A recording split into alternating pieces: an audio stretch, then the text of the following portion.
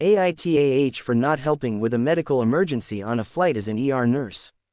Hey y'all, I semi-recently had this happen and my family is super divided on it.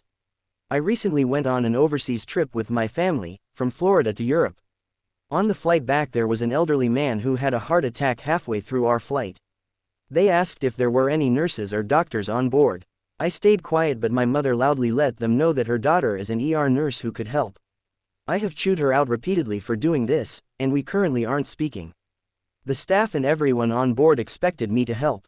I was 2 drinks in, and told them that I cannot help because I had been drinking. No one else volunteered so the staff and the Mont's wife begged me to help. Getting involved in an emergency situation with alcohol in your system is a quick trip to either losing your license or getting sued, so I refused. It was kind of obvious he wouldn't make it considering how far we were from being able to land, and I didn't want to risk my license or getting sued when he seemed almost guaranteed to not make it. He stopped breathing and CPR was performed by the flight attendants. Ultimately he did pass away. Knowing what I know, even if I did get involved he would not have made it. From the time that he stopped breathing to the time that we were able to make an emergency landing it was almost 2 hours.